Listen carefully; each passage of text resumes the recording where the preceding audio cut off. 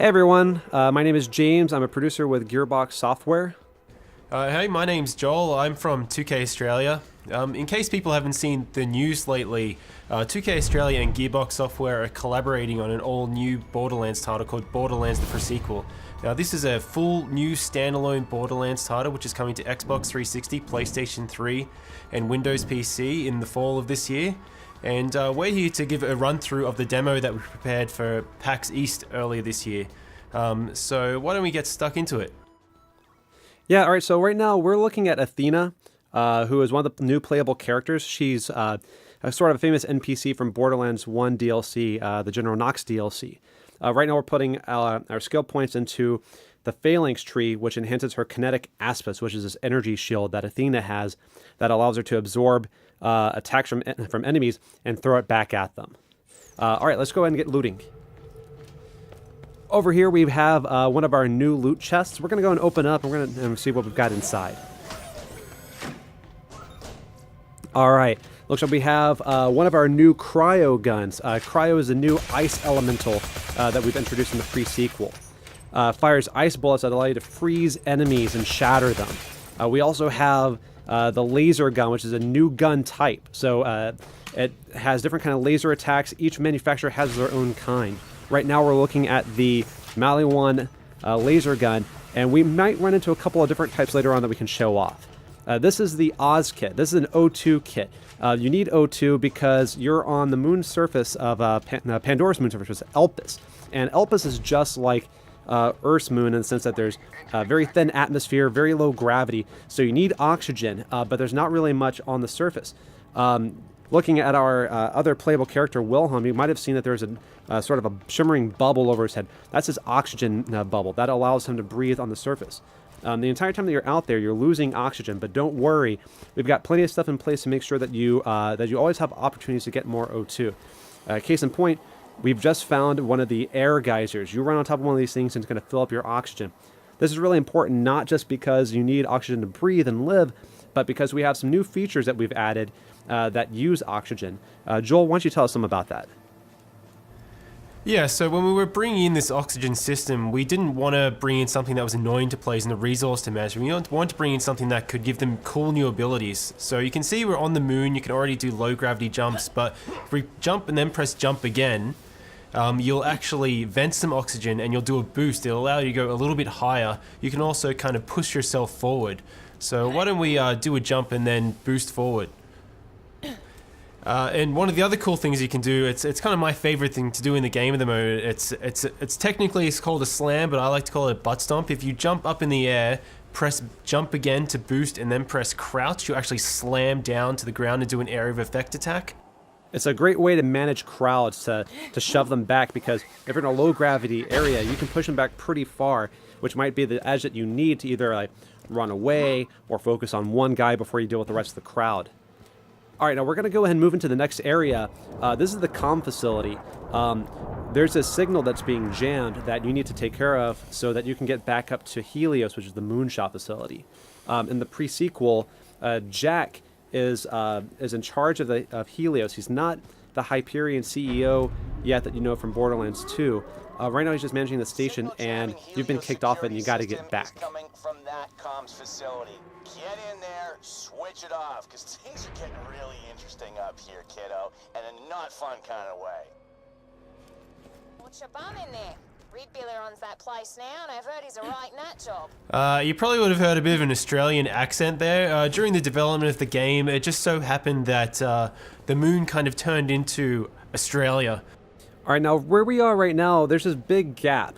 You wouldn't be able to make this jump normally in Borderlands, but with the oxygen system, we can kind of push out this jump. So let's go ahead and see if we can clear that gap.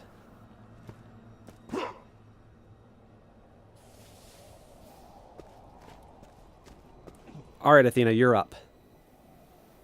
Get plenty of O2 so you can make this jump.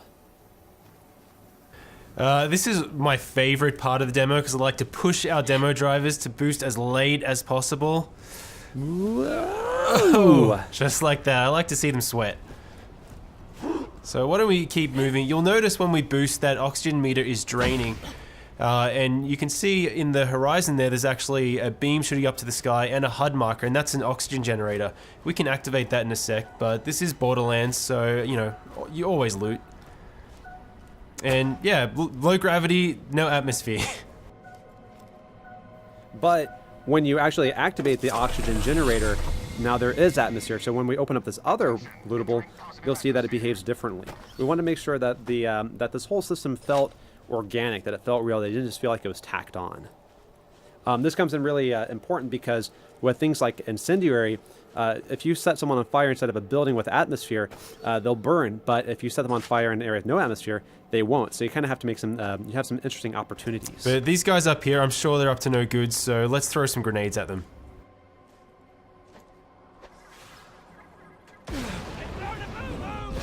Whoa. So in low gravity, you get blown up by a grenade, you go flying into orbit. Very awesome.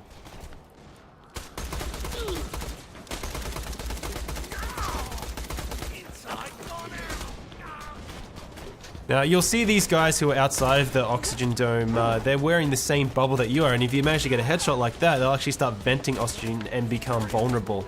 And this really brings tactics into play for the player. So you can come into a space, and if you have a really kick-ass incendiary weapon, you can choose to turn on the oxygen, or you can try and take out their bubbles that way.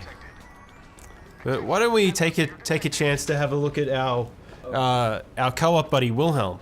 So people probably remember Wilhelm from Borderlands 2. It was the big robot that you fought right at the beginning, the first big boss. In this game, he starts out just as a man because this is his origin story as well as many other characters.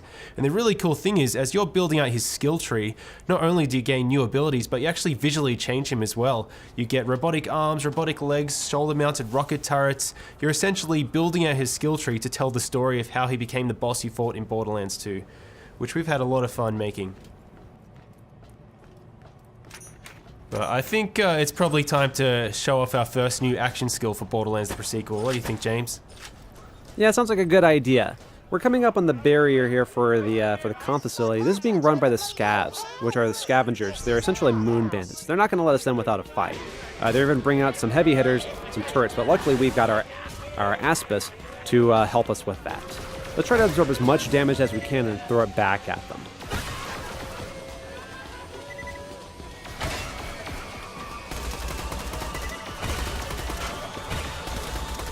So you can see that the shield is slowly spinning up. As it takes more and more damage, it's going to spin faster and faster. You can kind of see it around the outer edge, which means that we're just about ready to throw that back. Awesome. Let's go ahead and take care of this other laser and then get inside. Now, because we never get tired of blowing people off the side of the moon, let's throw some more grenades. We like to do these demos live, but because this is a co-op game, we can always rely on our buddies. That's right. Always better to play with friends. All right, now let's go ahead and show off the Cryo Gun. We showed a little bit of it earlier, but didn't really get to see it in action. Let's go ahead and free some enemies. So we've actually built this procedural system so you can freeze any enemy like that, and once you get their health down to a certain threshold, you can shatter them. It's not an instant win button because you do need to get their health down low, but when you manage to do it, it's really satisfying, and it's different every single time. Now we're going to go and divide and conquer so we can wipe out these scavs a little bit faster, and then we're going to try to meet back up in a little bit. Athena, freeze this guy and try to stomp him.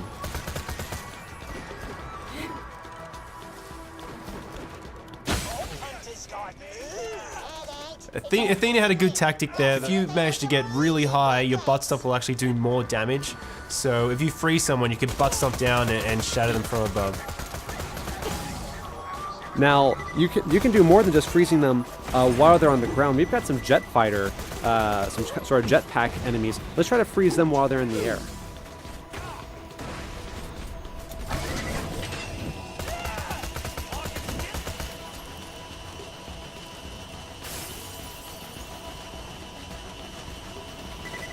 So if we do manage to freeze one of these guys in the air and they fall down a railing, they'll actually split in half. It's one of these kind of random events that I love to see in the game. This is also a new enemy, the Badass Outlaw. Now, this guy's pretty big, and because of the low gravity, if he charges into you, he can actually knock you pretty far. But when you shatter him into a million pieces, that doesn't really matter too much. It's very satisfying. I bloody want you to live, so I can snap your smug neck myself. You all right? Thanks. Feel free to be killed by any of my highly professional men. Now, we did get a new skill point while we were out there, so let's go ahead and allocate that. We're going to put it into the ultimate skill in this tree, which is Wrath of the Goddess. This will allow Athena's shield to bounce around multiple enemies inside of a sort of like a close circle. This is a great way to manage crowds.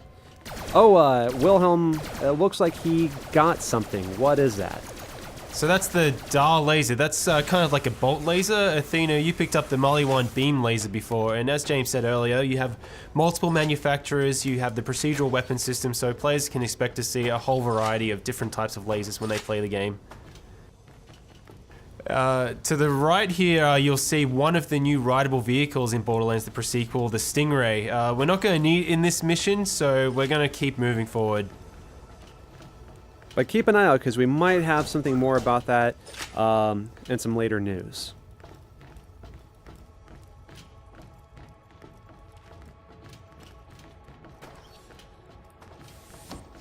Alright, looks like I found another loot chest. Let's pop this open and see what we have. Let's see if we have a new Oz kit over to the right here. So what does this Oz kit do? Let's see. So it looks like it increases your oxygen meter. It allows you to create an oxygen bubble, which comes in really handy when doing a slam. So let's go ahead and give that to Wilhelm and see if we can do some damage with it.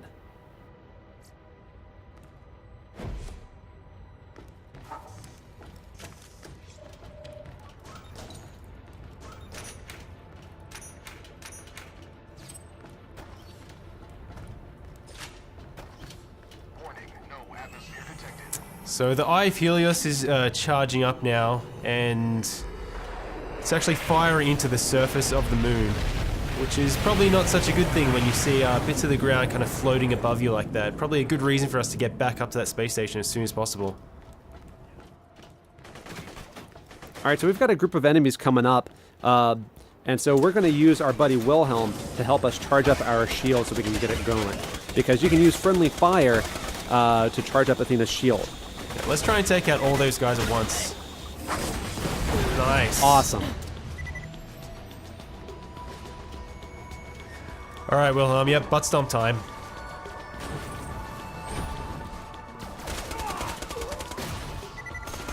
And you see that bubble, you can run inside that to recharge your oxygen. As we mentioned earlier, you can also use the oxygen to set enemies on fire when you're out in this sort of area. So maybe we get a chance to use that, maybe we don't. Yeah, it is a really good combo if you get that oxygen bubble with the fire to burn enemies, but I really love getting the cryo one as well, so if you jump down from high enough, butt stomp and shatter and freeze a guy all in one go.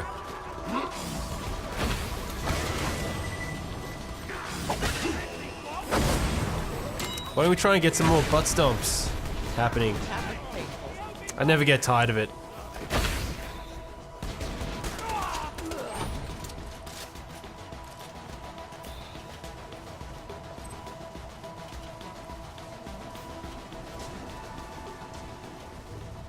I can taste someone burning.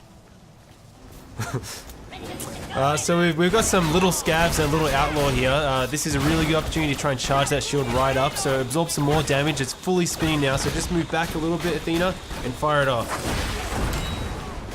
Awesome. Nice. Now there's a lot more resistance in this area than we planned. We might need a little more help on this one. Who could help us out, possibly?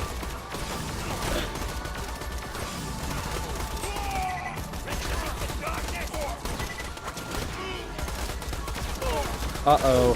Alright, we really need some help They now. need some help. And we have playable Claptrap. For the first time ever in a Borderlands game, you get to play as Claptrap. And he's going to help us out a little bit in this fight. Thanks, buddy. Alright, let's wipe these guys out. And the other playable character in Borderlands The Pre-Sequel is Nisha the Lawbringer, who fans of the franchise will also remember. We'll be talking about her at a later date. Beautiful, frozen, badass outlaw.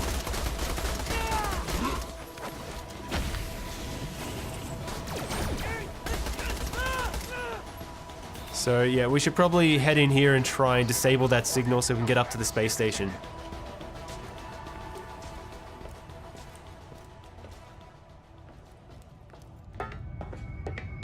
Yes, finally, a proper bloody fight.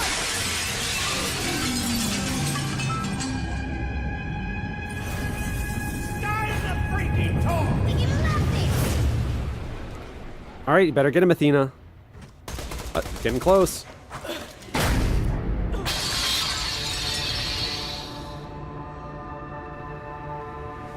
Did we mention low gravity already? Awesome. Well, hey, thanks everyone for staying tuned for Borderlands The Pre-Sequel, coming to you this fall. That's spring for all the Aussies out there. You coming?